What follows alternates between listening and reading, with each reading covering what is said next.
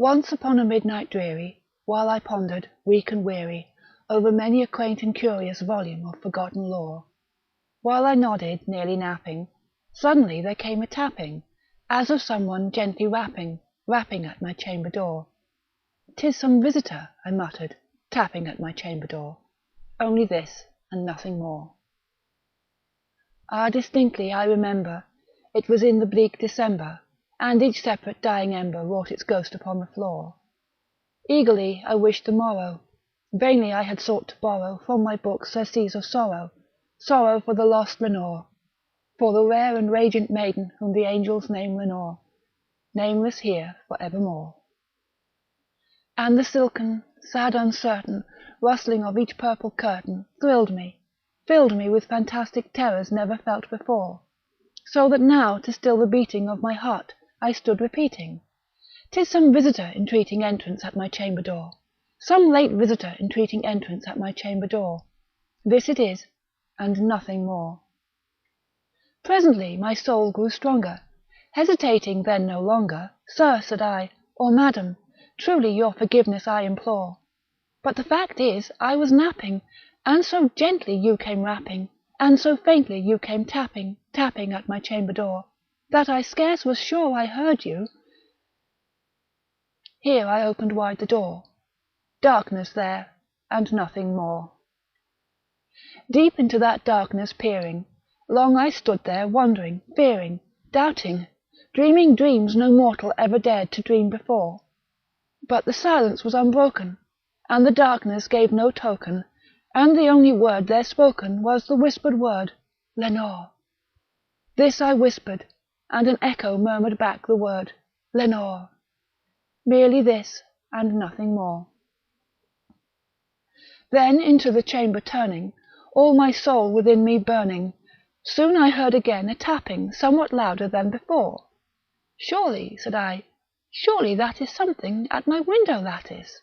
Let me see then, what thereat is, and this mystery explore. Let my heart be still a moment, and this mystery explore. 'Tis the wind, and nothing more." Open here I flung the shutter, when with many a flirt and flutter, in there stepped a stately raven of the saintly days of yore. Not the least obeisance made he, not an instant stopped or stayed he, but with mien of lord or lady perched above my chamber door, perched upon a bus of Pallas just above my chamber door, perched and sat, and nothing more. Then this ebony bird beguiling my sad fancy into smiling, by the grave and stern decorum of the countenance it wore. "Though thy crest be shorn and shaven, thou," I said, "art sure no craven, ghastly, grim and ancient raven wandering from the nightly shore. Tell me what thy lordly name is on the night's Plutonian shore." Quoth the raven, "Nevermore." Much I marvelled this ungainly fowl to hear discourse so plainly, though its answer little meaning, little relevancy bore. For we cannot help agreeing that no sublunary being ever yet was blessed with seeing bird above his chamber door, bird or beast upon the sculptured bust above his chamber door, with such name as Nevermore. But this raven, sitting lonely on the placid bust, spoke only that one word, as if his soul in that one word he did outpour. Nothing farther than he uttered, not a feather than he fluttered, till I scarcely more have muttered, "Other friends have flown before. On the morrow he will leave me, as my hopes have flown before." Quoth the raven, "Nevermore." Wondering at the stillness broken by reply so aptly spoken, "Doubtless," said I, "what it utters is its only stock and store, caught from some unhappy master whom unmerciful disaster followed fast and followed faster, so when hope he would adjure, stern despair returned, instead of the sweet hope he dared adjure, that sad answer, Nevermore." But the raven still beguiling all my sad soul into smiling, straight I wheeled a cushioned seat in front of bird and bust and door.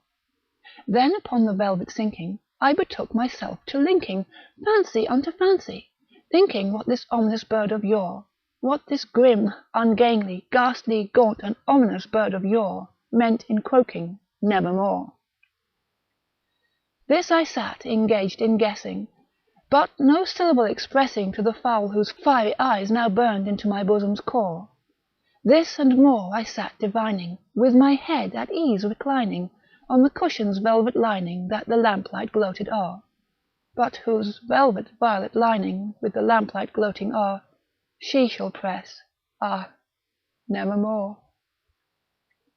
Then methought the air grew denser, perfumed from an unseen censer, swung by angels whose faint footfalls tinkled on the tufted floor.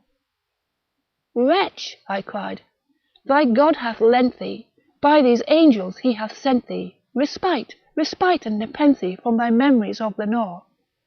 Let me quaff this kind nepenthe, and forget this lost Lenore. Quoth the raven, nevermore.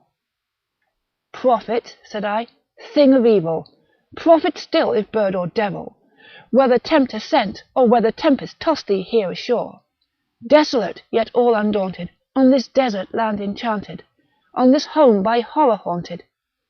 Tell me truly, I implore, is there balm in Gilead? Tell me, I implore. Quoth the raven, nevermore. Prophet, said I, thing of evil, prophet still if bird or devil, by that heaven that bends above us, by that God we both adore, tell this soul with sorrow laden, if within the distant Aidenn it shall clasp a sainted maiden whom the angels named Lenore, clasp a rare and radiant maiden whom the angels name Lenore. Quoth the raven, nevermore. Be that word our sign of parting, bird or fiend, I shrieked, upstarting. Get thee back into the tempest and the night's Plutonian shore. Leave no black plume as a token of that lie thy soul hath spoken. Leave my loneliness unbroken, quit the bust above my door. Take thy beak from out my heart, and take thy form from off my door.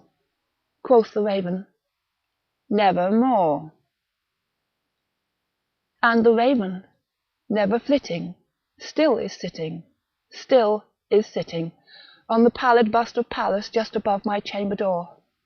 And his eyes have all the seeming of a demon that is dreaming, and the lamplight o'er him streaming throws his shadow on the floor. And my soul from out that shadow that lies floating on the floor shall be lifted nevermore.